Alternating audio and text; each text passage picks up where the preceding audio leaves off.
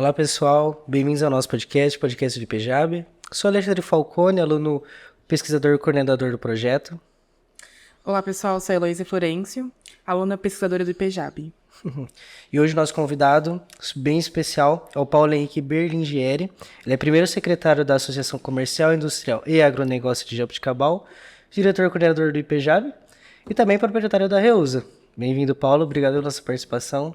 Obrigado a vocês, agradeço o convite, é uma honra para mim estar aqui presente hoje. Uma honra também você estar participando do nosso podcast. Bem, como de praxe, o nosso Instituto de Pesquisa de Jaboticabal é uma parceria com a Associação Comercial, Industrial e Agronegócio de Jaboticabal e nós realizamos pesquisas para a comunidade de Jaboticabal e empresas. Atualmente é coordenada pelo professor Adriano dos Reis Lucente, docente da Unesp de Jaboticabal.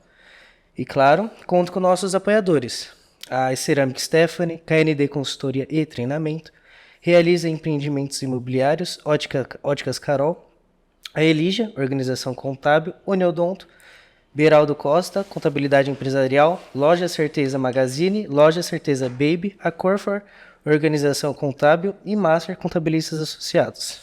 Bem, Paulo, antes de a gente entrar em umas questões mais específicas, a gente gostaria de saber mais sobre você, sua trajetória, até o atual momento que você está. Claro, vamos lá.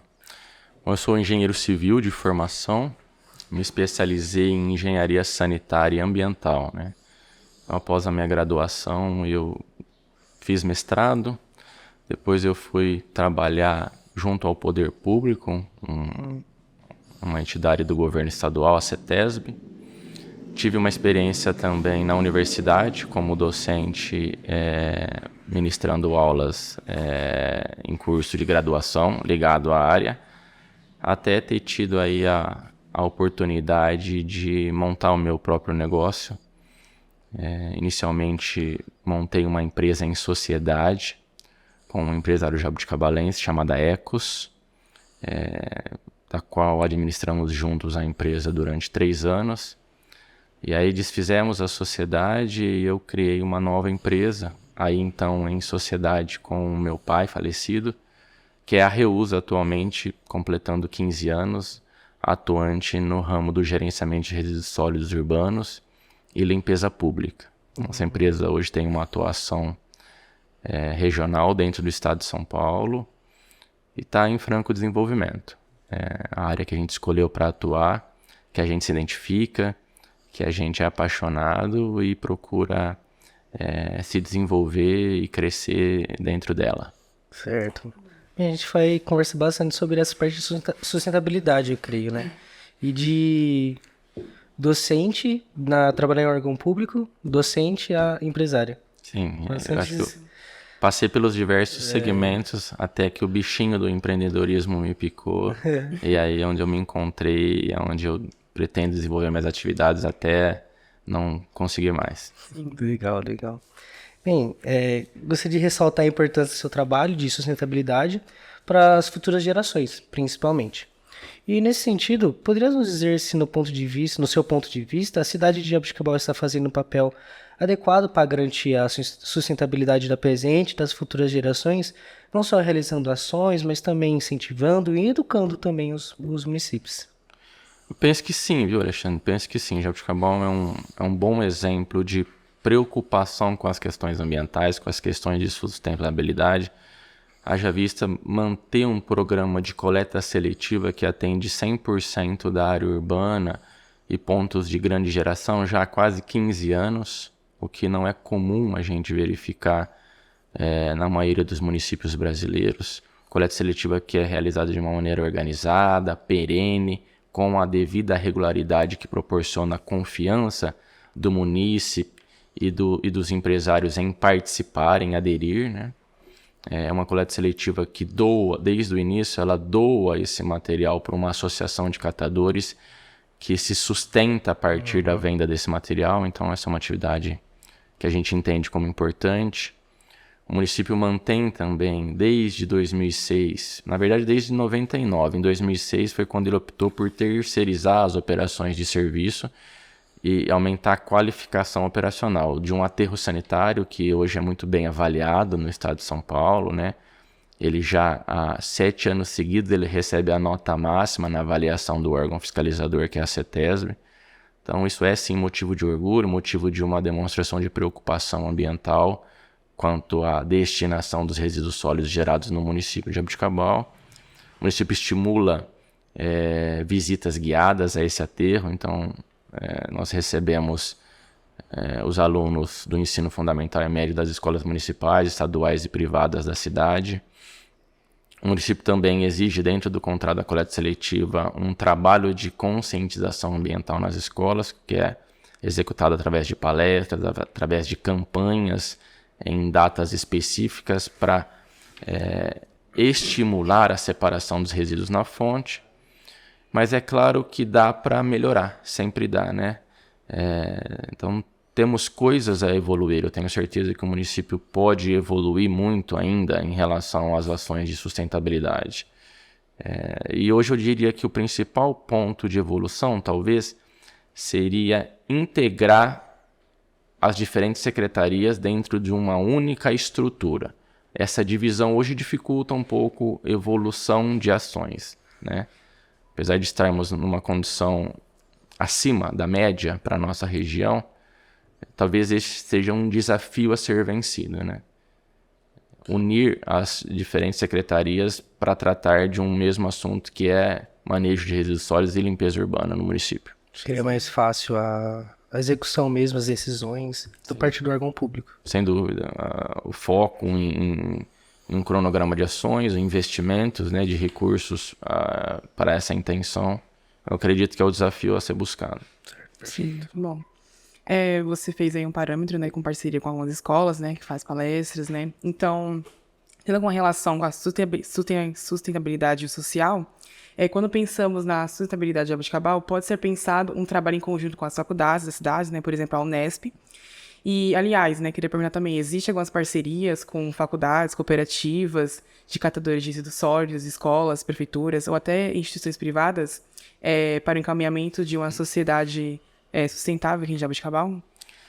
Existem, Luísa. Existem ações pontuais, existem algumas campanhas. Não existe um programa que une o município, as universidades, as escolas e a iniciativa privada. Mas existem algumas ações que valem destaque. Um exemplo bom disso é a sua própria Associação de Catadores hoje, que é subsidiada pelo município e tem um suporte de professores da Unesp na sua gestão e na sua administração, né? Então, através de alguns professores docentes da Unesp, eles contribuem disponibilizando seu tempo e disponibilizando, inclusive, orientados para auxiliar na melhor gestão, na adequação da documentação dessa associação, para que eles possam vender melhor o seu produto, ter uma melhor organização do seu trabalho, com isso um trabalho mais salubre, e também buscar convênios estaduais e federais e trazer recursos para potencializar a sua estrutura. Sim.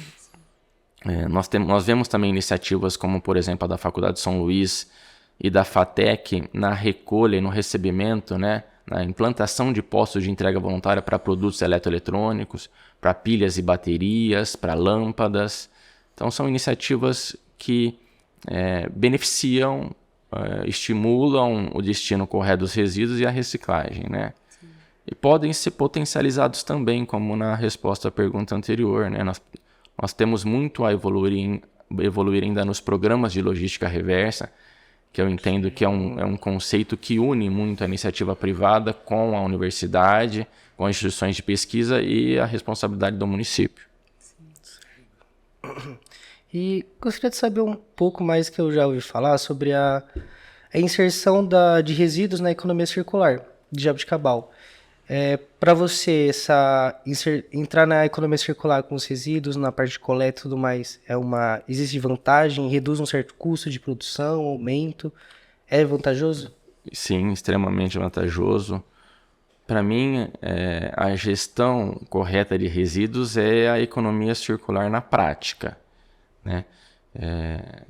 A inversão da lógica de um sistema de produção linear que a gente sempre conviveu, que é aquele conceito de gerenciar um produto do berço ao túmulo, ou seja, desde a extração daquele produto enquanto matéria-prima, a manufatura dele até a viabilização de um produto de fato que será comercializado, o consumo e o descarte como resíduo. Então, produção linear do berço ao túmulo, você extrai matéria-prima, fabrica, comercializa e descarta o resíduo, para uma lógica de economia circular, que na verdade aquilo nunca se transforma em resíduo. Após o término da primeira utilização, aquele produto vai ser utilizado para um novo ciclo produtivo dentro de um outro segmento, mas ele continua sendo matéria-prima. E eu entendo que nada melhor do que o resíduo para colocar esse conceito em prática, né? Porque é exatamente a quebra da inversão de que aquilo é descartável para um entendimento de que ele tem outras possibilidades de utilização. Talvez não necessariamente naquele segmento em que ele foi criado e desenvolvido, mas em outros que podem encarar aquele resíduo como matéria-prima para o seu novo segmento.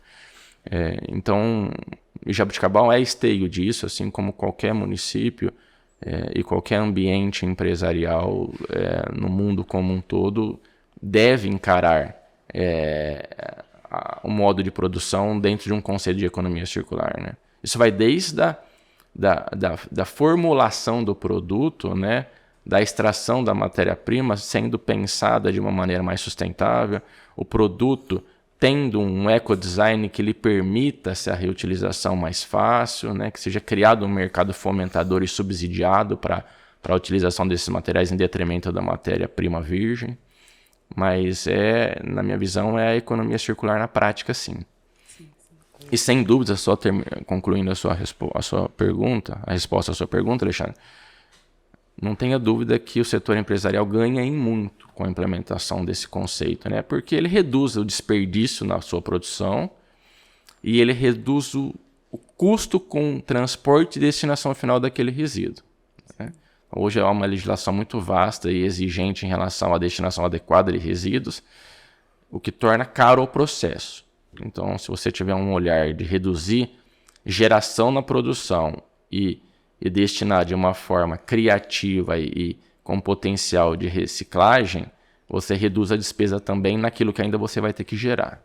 E além de reduzir as despesas, é ótimo para o meio ambiente. Sem dúvida, é quem mais ganha o ambiente, porque a gente tem a preocupação de deixar um planeta para as próximas gerações, né? Hoje a gente explora além do limite o que o nosso planeta consegue nos proporcionar de condições de coexistir. Nossa população aumenta a cada ano e nós precisamos ter a consciência de deixar condições para que as gerações futuras possam explorar ainda a matéria-prima e desenvolver produtos para o consumo e a sua existência. Uma das formas de ter um começo para isso é dessa forma. Exatamente. Compreendendo que nada pode ser desperdiçado e tudo pode ser reutilizado.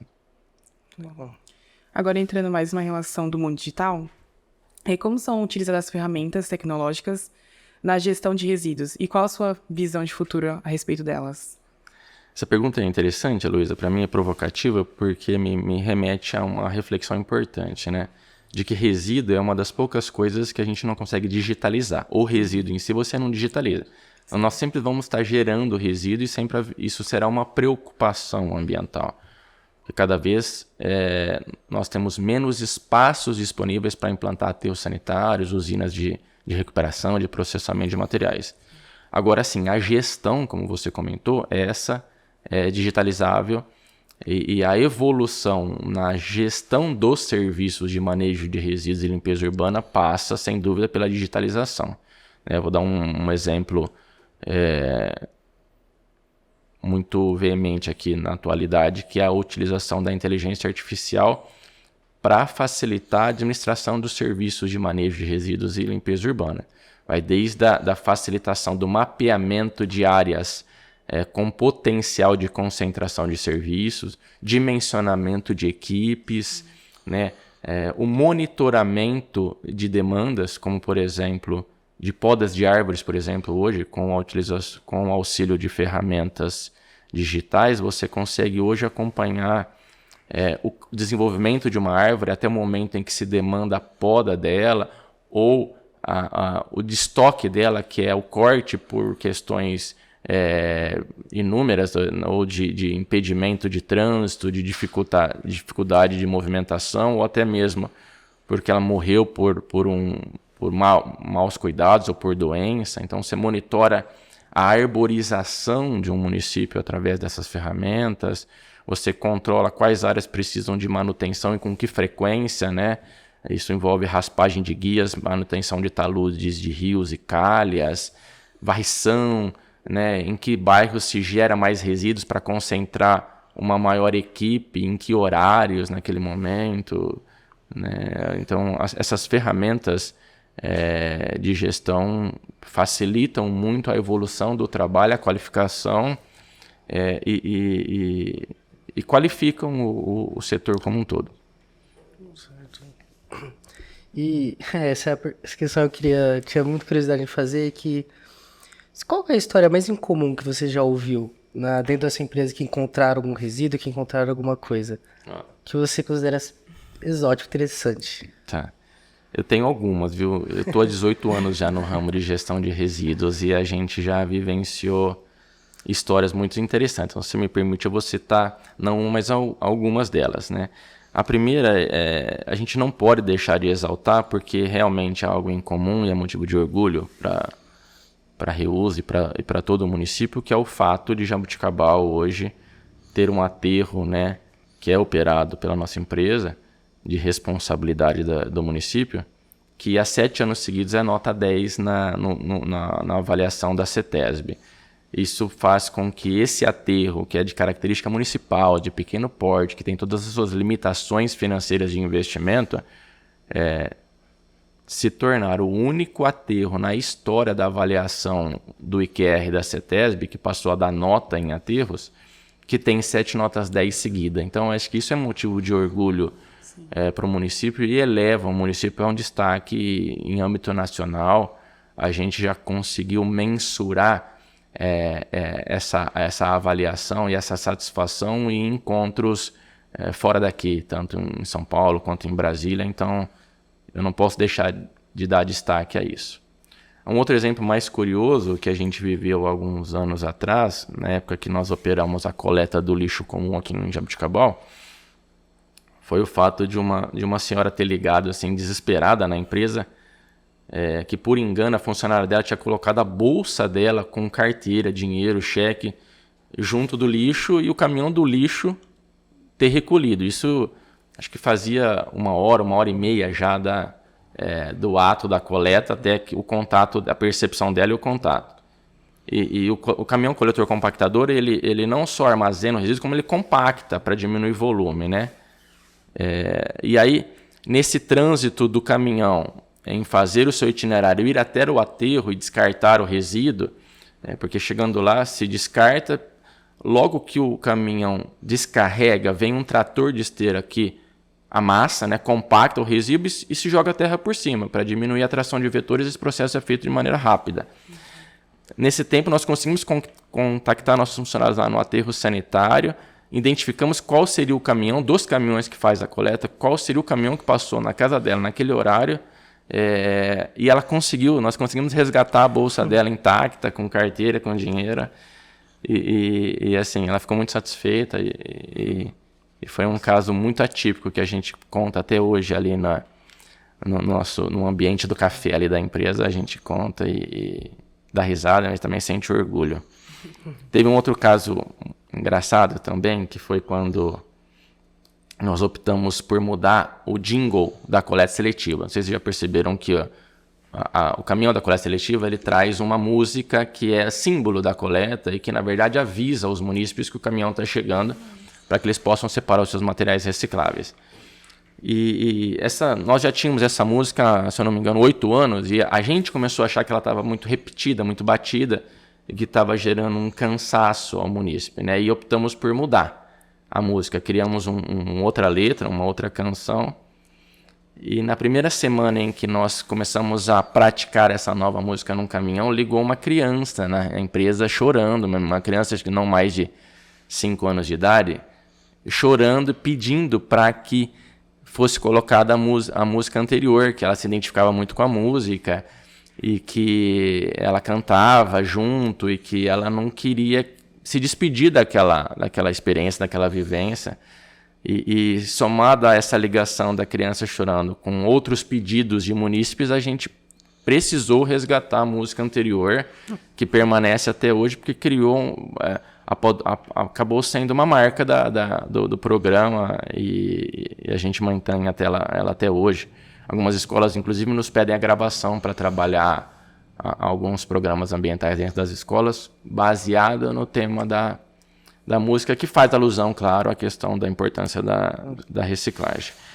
E, por fim, eu vou citar um último exemplo, sem me alongar muito, que esse extrapola as práticas locais e da empresa, mas que é um exemplo para mim e para muita gente do ramo, que é do Geraldo Rufino, né, do Catador de Sonhos, que é um senhor negro, que era catador de materiais recicláveis e com muita batalha, com muita luta, com muita persistência, se tornou um empresário muito bem sucedido hoje, do ramo de reciclagem de automóveis inservíveis, né? Então, ele tem uma história muito bonita que está registrada num livro chamado Catador de Sonhos, pela qual ele ministra palestras hoje no Brasil inteiro e fora dele, que conta a trajetória dele, as suas crenças e naquilo que ele sempre acreditou para se tornar hoje um dos maiores empresários do ramo de reciclagem do Brasil, né? Então, é uma história inspiradora que eu não posso deixar de citar também como um exemplo aqui de história em comum e que inspira também. Agora, indo mais para um âmbito do dia a dia, cotidiano em casa, né?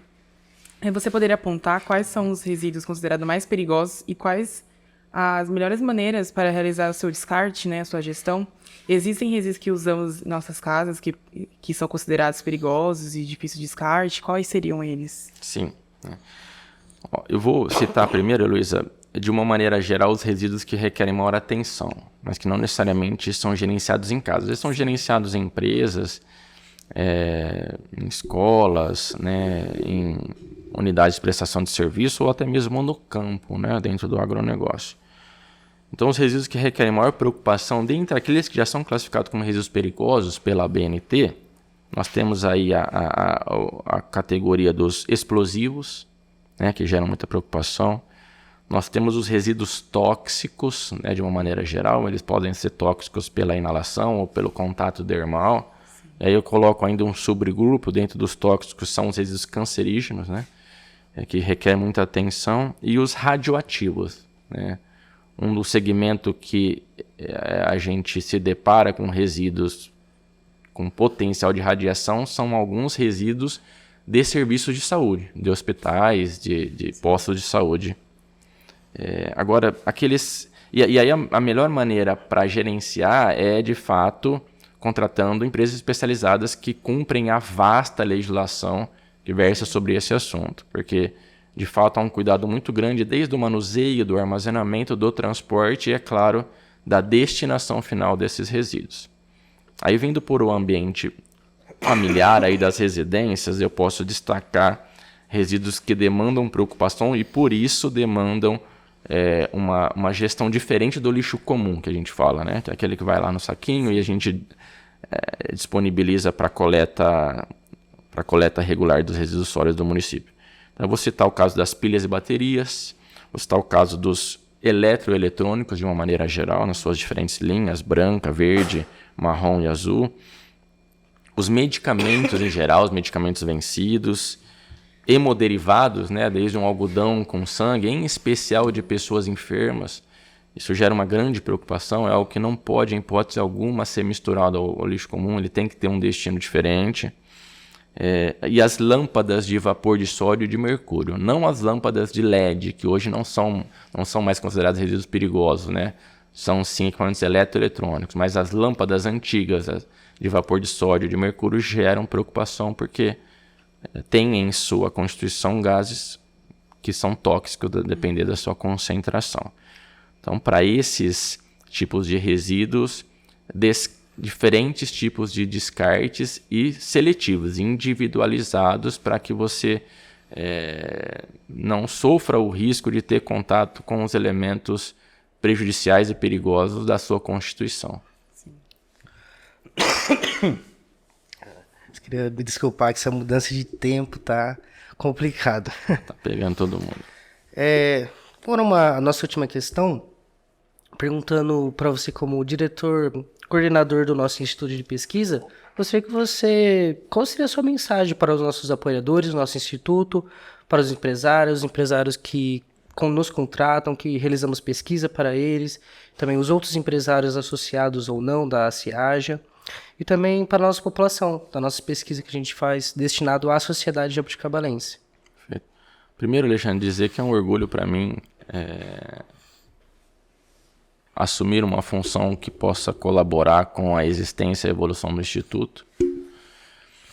Dizer, então, inicialmente para os nossos apoiadores, patrocinadores, na verdade, agradecer a participação deles, a crença na proposta do Instituto e no trabalho altruísta que eles fazem, que é de estimular a existência do Instituto, que existe para contribuir com o desenvolvimento das outras empresas do município e da nossa região, né? Então, agradecer o altruísmo desses empresários que colaboram e entendem a importância da função de um instituto para o nosso município.